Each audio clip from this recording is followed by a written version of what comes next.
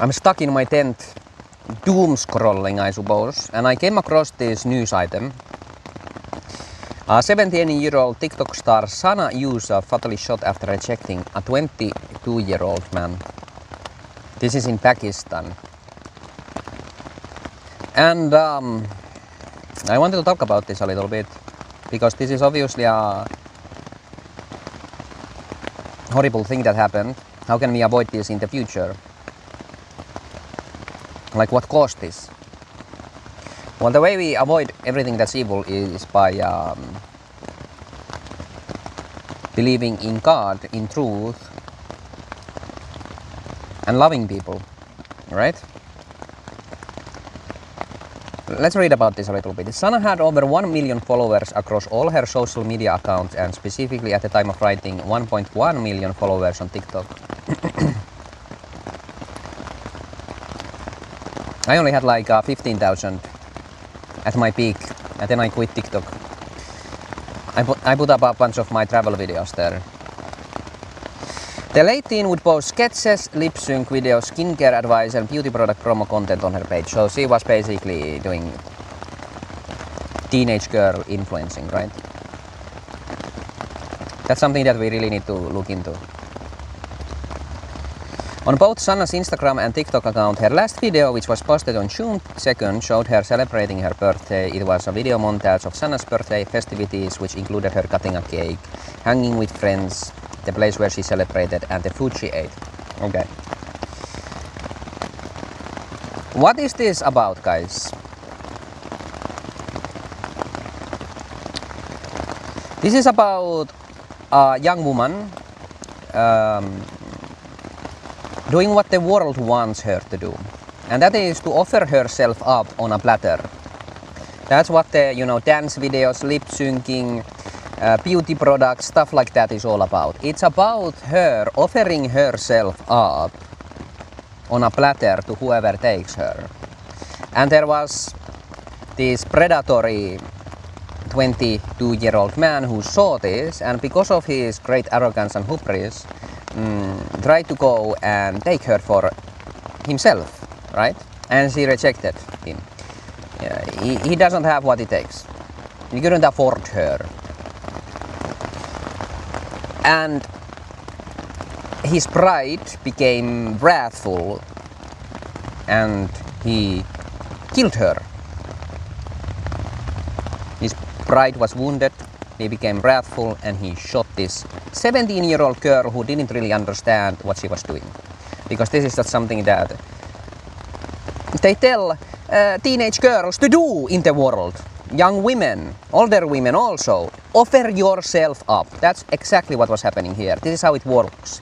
Influencers in the world, the only thing they influence is others to become like them. And this girl had been influenced to become like somebody who, in an ignorant way, kind of offers herself up. That's her content. Like, if you read, we just read it, like something about beauty products and lip syncing. So what is the content? Her! She is the content, right?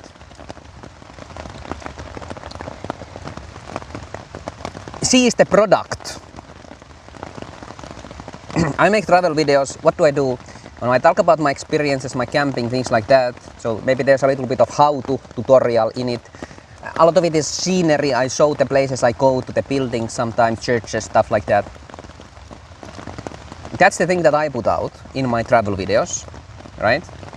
In these religious videos, these spiritual videos, it's about my faith. It's about spiritual things, of course, God, Christ, the Messiah, salvation. It's about sins also. It's about understanding things in the light of God, which is what this video is about. So I'm not really offering myself up in these videos. Even in my travel videos, I'm not really the focus, right? It's something else. This young girl, she was the focus of everything. From the lip syncing, the dancing, the beauty products, her birthday party, where she's eating time with her friends, stuff like that. She's at the focus of pretty much everything here. And she's doing this, you can see it in her look in this picture. She doesn't understand what's happening. She just thinks that this is something that's desirable. She can even make money out of it by selling these beauty products, which are also about selling herself. which is like these products that they sell to women, to girls, so they can then offer themselves up in a more beautiful way. This is the real objectification, right, of women. And it is, I don't know how to say this in a way. I'm not obviously blaming this teenager. I'm saying she's a victim of the world. Which is why I really hate something that these people say. Hold on, did I take a screenshot of it? Where is it? Oh, here. On her Instagram, a Pakistani actress and a social media influencer, Walib Najib. So this is another influencer who is influencing people to become like her. She probably might have played a part in influencing this young girl to become like her also. They're all guilty. This teenage girl's blood is on their hand. And she's saying this doesn't feel real. You were glowing. And she was glowing as a product, just being 17. I'm so sorry this world didn't protect you. Are you joking? The world is the reason she died. Rest in peace, sweetheart. Broken heart emoji. What a twat! I'm so angry at people like this, that they are influencers. She said nothing good here. She makes the problem worse. And let's read this also. The second person wrote, "This news shook me. You deserved the world, Sana. Rest in peace. You deserved the world. Do you know how evil this is? She literally did not deserve the world. But that's what she got. And this is a person who's so deluded, saying that she deserves the world. What evil, wicked people are these? She did not deserve the world, and that's what she got. Get your head straight." This is what happens when I doom scroll. I start to speak the truth into this godless, truthless world that kills people and then says they deserve more killing, more dying. So there's one more thing that I want to point out, and that is this futile way that this godless, truthless, lifeless, ignorant world tries to address problems like this. This hypocritical way that is full of ignorance and incompetence. In this same article, they attached this statement and this information about the gender-based violence that happens in Pakistan. Let's read. According to the Human Rights Watch, violence against women and girls in Pakistan is a serious problem throughout the country. Human rights defenders reportedly estimate that about 1,000 women are murdered in so-called honor killings every year. So this is about the Middle Eastern culture, right? It's about putting women in burqas and things like that, correct? That's not really what happened in this news story. It's not about burqas and things like that. It's actually kind of the opposite. This is about a woman pointing a camera at herself, well, a teenage girl, and beautifying herself, selling these products, things like that, right? So you're already kind of like blaming the wrong part of the beast, the problem. Of course, they have their own sins and things like that, but you're already doing something that's kind of misguided, right? This is what I say, like they're covering up already the crimes here. The Human Rights Commission of Pakistan released a statement in December 2018. So this was like a long time ago. This statement isn't even about what happened. And in this article, it is like attached here. You know, there to mislead you, pretty much.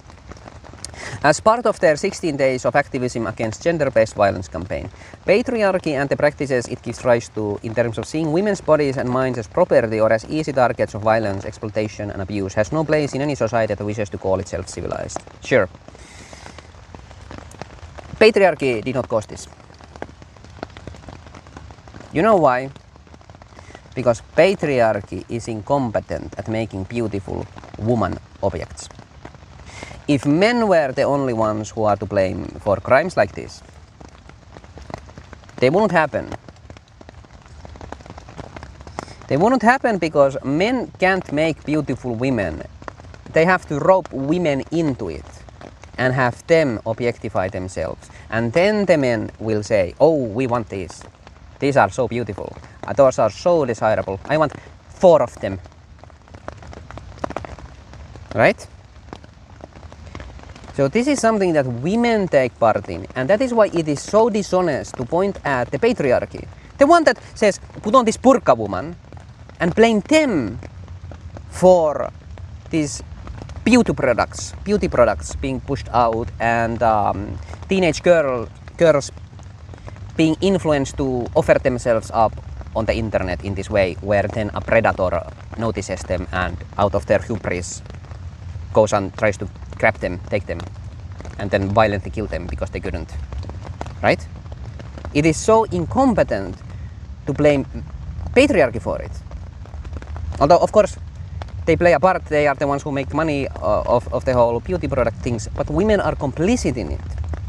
So, when you want to actually help women, and you're a woman, you have to understand that the way you clean house is not by pointing at the neighbor and saying, their house is so dirty. That's why in scripture it says, the judgment begins in God's house, in the house of God, right? That makes so much sense. Take out the splinter in your own eye before you can take it from your brother's eye. And this is something that you can actually address, always in yourself. We're no longer even talking about just women, or men, or patriarchy, or women's influence in society and world, which is great. We're talking about you as an individual. That's where the judgment has to begin every time. That's what this story is. And that is the influence of this teenage girl, to teach us that we need to look at what we are doing.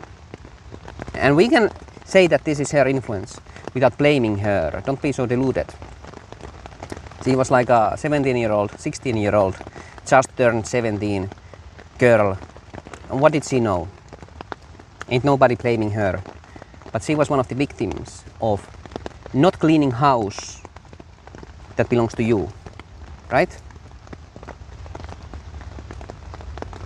Stop pointing fingers. God will cut your finger. God will cut away all the branches that don't bear fruit. If your finger is the thing that doesn't bear fruit, then it gets cut.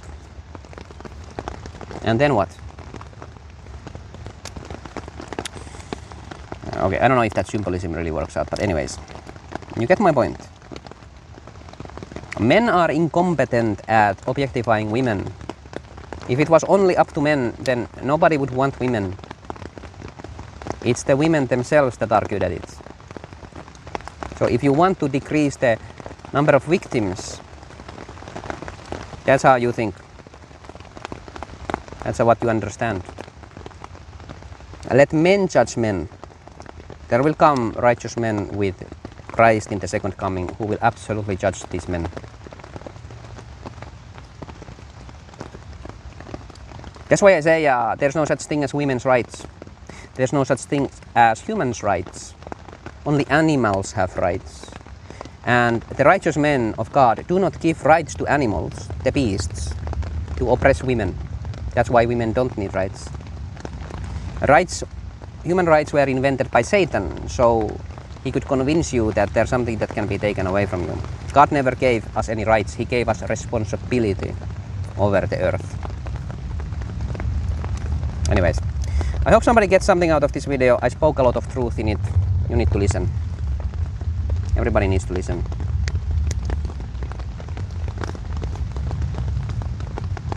I can't wait the world to be full of people that are righteous and wise and godly. It's so devoid of them right now.